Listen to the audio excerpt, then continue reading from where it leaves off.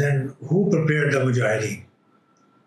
Sir, I believe that circumstances prepare Mujahideen. How do you say so? What do you mean by circumstances? Sir, I would say that in 1979, when USSR invaded Afghanistan, there was a global call for jihad against the USSR, because USSR was a communist country and USSR was actually persecuting Muslims within its own territories, like in Chechnya.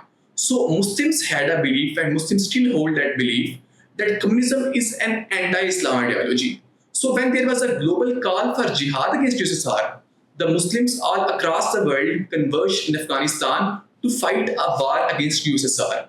So this is how I would say that the circumstances prepared Mujahideen, but no doubt, I would emphasize it again, that they had a backing of USA, of Saudi Arabia, of UAE, and obviously of Pakistan as well.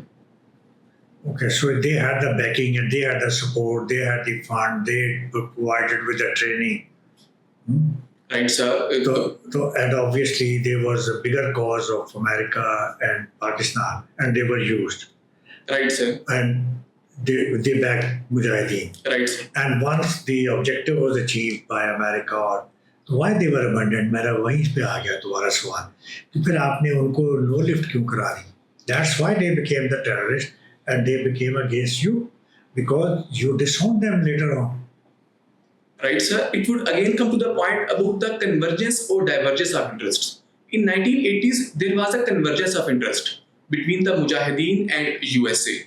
But after 1980s, when USSR was defeated and actually disintegrated in 1991, and it was no more a challenge for USA, at that time, the US interests and Mujahideen interests were divergent.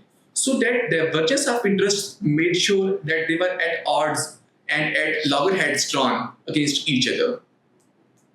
Now, when you use somebody or a group, and later on you just give them a kick out, you ask them to get away. So then obviously, right, you are disappointed and you become retaliatory. So whatever treatment was given to the Mujahideen after the war, so that was wrong, what I am saying. And that's why they became hostile. Right, sir. Certainly this opinion exists, and I would say that it is actually a very right approach as well. That yes, Mujahideen were used and they had a backing back then. And actually we know that even Ronald Reagan actually hosted them in the White House as well. So they were actually praised to such an extent in 1980s. So you are coming to my point. Okay, let's move on. Why Tora Bora mountains are famous? Sir, Tora Bora mountains are famous because in the times of 1980s, there were a widespread, actually a network of caves in which the Mujahideen had made their hideouts, and they had stored their weapons there, and there were training camps there. And in this way, it was actually a stronghold of Mujahideen in 1980s. And then when USA invaded Afghanistan in 2001, Tora Bora was one of the key battlegrounds, and USA area bombarded it a lot so as to make sure that Mujahideen and who actually became ironically terrorists after 2001 come out of those caves. Okay, Pakistan also favored Mujahideen. Is it so? Yes, sir, Pakistan. Even after the war, Pakistan wanted that the Mujahideen should have their government in Afghanistan. Is it so? So after 1996? After 1987, 88? Yes, sir. No, my question, understand my question. Sure, sir. That after the withdrawal of Soviet Union, right, Pakistan wanted that the Mujahideen should take over Afghanistan. Is it so? No, sir. Pakistan wanted peace in Afghanistan.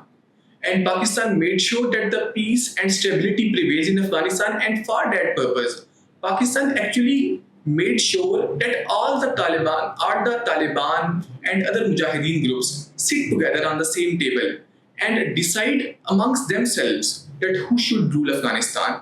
So Pakistan played a mediatory role in that time, and Pakistan did not favor any single side. Okay, chalo, आपकी बात भी मान ली. Then why Pakistan turned its guns towards Taliban after 9/11/2001? मैंने आपका तो कोई कुछ नहीं बिगाड़ा था ना. So we are a part of global community, and we have to stand by the global principles of morality, of law and order. So when the Taliban gave sanctuary to Al-Qaeda, and Al-Qaeda was doing terrorism all across the world, and the loss of 3,000 lives in one single day is something which is utterly reprehensible. And we actually officially and diplomatically requested Taliban in 2001 to hand over Osama bin Laden to USA for persecution. But Taliban refused to abide it. And Taliban actually refused to abide international law, and they became a launch pad for global terrorism. That is why when USA invaded Afghanistan in 2001, we sided with the global community. Okay. You belong to Sialkot, proper Sialkot? Yes, I was born in 𝗣𝗲𝗏𝗏 village in Sialkot, which is in 𝗠់𝗰𝗸 𝗂𝗏𝗄𝗏. Okay, so you must have visited Sialkot and the surrounding areas. Right, sir. Did you ever visit Chavinda? No, sir, I personally never got the opportunity to visit Chavinda, though I know. May I know why? It's a very famous place and the tourists, they like to go to Chavinda. Why didn't you avail this opportunity? So I did avail this opportunity, but I would certainly visit that place. Okay, then tell me something about the Chavinda War. So Chavinda War was a part of the largest conflict of 1965, and Chavinda is also said to be the graveyard of Indian tanks. Because how many tanks participated? So from the Indian side, there were more than 200 tanks, which actually attacked the Chavinda front. But the Pakistan army, which was supported by the locals as well, thwarted that Indian attempt to infiltrate Pakistan from Chavinda border. So it became actually a graveyard of Indian tanks. Okay, which area of Azad Kashmir is connected with Sialkot? Sir, Jammu is the region of India which is adjoining Indian Jammu. It's Sir, not Pakistani Azad Kashmir. And sir, I'm sorry, I am not aware that which part of Azad Kashmir is adjoining Sialkot. Sialkot. So you say it's Indian portion. So Jammu portion of India is connected with Sialkot of Pakistan. Okay. What is happening in Kashmir nowadays, Azad Kashmir? Sir, in Azad Kashmir, there is a body which is not an official body but a loose coalition actually, which is called as Jammu Kashmir Awami Action Committee. And Jammu Kashmir Awami Action Committee is raising certain demand. For an instance, there are 38 demands in their charter, and they are protesting so that the government accept those demands. Those demands include giving them subsidies in terms of flour prices, and in terms of sugar prices, and in terms of electricity prices. Then there are other demands like construction of certain bridges and certain roads in Azad Kashmir, and there are so many other demands as well. So, have they ever protested previously as well? Yes, sir. They protested last year as well in 2024, and at that time they were able to make sure that the government accept their demands. And at that time, government provided subsidy to the wheat prices. And because of this thing, the wheat prices in Azad Kashmir are lower than the whole of the Pakistan, because government is subsidizing the wheat prices in Kashmir. Okay, so how do you see the rapprochement is going to come in Azad Kashmir? Sir, I believe that in Azad Kashmir, the political parties are not very strong. For example, when the Muslim Conference, which is a political party in Azad Kashmir, is on the roads for any demand, they are neither taken seriously by the federal government in Pakistan, nor they have any substantive support in the region. So we have to make sure that there are strong political parties in Azad Kashmir as well. And then we should be dealing with those political parties which abide by the rules of engagement. Because we are seeing that Jammu Kashmir Awami Action Committee is a loose coalition. There is no definite leadership in Jammu Kashmir Awami Action Committee. Then every year they come up with new demands we accepted the demands last year, and now they have come up with new demands. Even if we accept their demands this year, who will make sure that they would not be coming up with new demands next year as well? So it is actually a very nuanced situation. We have to deal with them for the time being, but at the same time, we have to make sure that we support the political forces in Azad Kashmir so that we can eventually make them and make sure that they are the stakeholders in Kashmir. Okay, now Donald Trump gave a peace formula. Right, sir. Can you name some of the previous peace plans which were announced for the Palestinians? Right, sir. Sir, there are two very important peace plans. One was Oslo Accords of 1994, and in Oslo Accords, Palestinian Authority was created as a local governing body of West Bank and Gaza, both regions. So that was a very key initiative. And then there were Abraham Accords of 2020. Abraham Accord is now directly a peace accord. It is improvement of the relations between Israel and the other states. Right, sir. It was an indirect approach. Yeah, any other peace deal or peace proposals? Sir, I am not aware of any other concrete peace proposal which has been existing there. Donald Trump is a big leader. And common sense says that without involving Palestinians or Hamas, you cannot impose the conditions on the others. It was doomed to be rejected. So such a big man made a blunder, and he announced the plan on his own or right with the connivance of Netanyahu.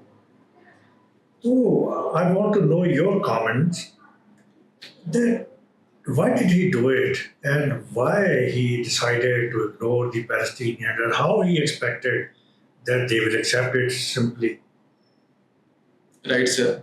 Sir, I would borrow your words that he is a big man, but I would say that he is not a big man. He's actually sitting in a big office. Otherwise, he's a small man. He is a small man in big office. So he is a backer of Israel, and the plan that he gave is not a peace plan, but I would say that it is actually a legitimacy plan for Israel. And he actually just gave Israel an escape route to avoid the accountability for its heinous crimes of genocide and crimes against humanity that Israel has perpetrated in Palestine. So this plan is not in favor of the Palestinians, and it is only in the favor of Israel, and that is the reason because of which Palestinians were not even taken on board by making this so-called peace formula.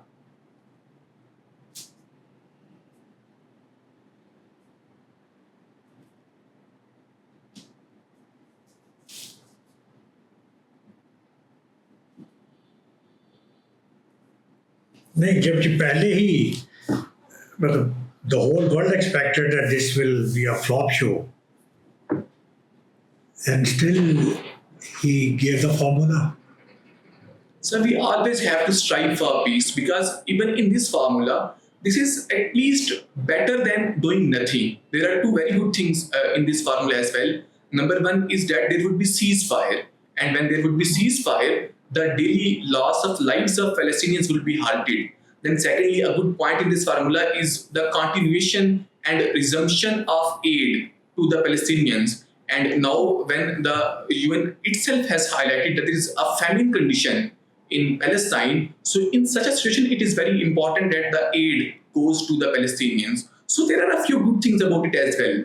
But as a whole, it is not something which will ensure that the Palestinians eventually get their state, which Pakistan supports in accordance with the two-state formula. Then why Pakistan was the first to recognize this formula? So actually, Pakistan was among those 8 countries which met with the US president in the sidelines of UN summit, and in that meeting, Pakistan was taken on board regarding this peace plan, and that is where Pakistan supported it. But now our foreign minister has made it very clear that the plan which has actually been announced is not something which was decided between Pakistan and USA. So they have digressed from the actual plan. All right. So you have political science. Who is known as the father of the political science? So Sir, Plato is considered to be the father. Why not Socrates? Sir, because when it comes to Socrates, we are not aware of any of his writings. Some people even have a claim that whether Socrates actually existed or not, because we know about Socrates only from the writings of Plato and Aristotle. That is why we cannot really call him the father of political science. No doubt that his contributions are huge if we accept his existence, and we actually accept that he was a person who gave the method of refutation as a point of deliberation. So in that context, he had a very significant contribution. But when it comes to Plato, he was a person who made it a proper science, and he rooted his political theory on the scientific grounds and on the grounds of empiricism. That is why we would call Plato to be the father of political science. Why he was skeptical of democracy? So, who? Plato. Sir, Plato was not in favor of democracy because he had seen democracy in Athens, and in Athens, the democracy did not really work well. And Sparta was a state at the same time, and Sparta was working very effectively. And in the war between Athens and Sparta, Sparta always won the war. So Plato believed that it is because of democracy that we have not been able to develop ourselves to an extent that we are formidable enough to defeat the Sparta. So this is one of the reasons. Then he believed in the concept of political, in the concept of philosopher king. And when it comes to philosopher king, he cannot obviously be chosen through the democratic methods. And these are all the reasons because of which he was not in favor of democracy. Okay.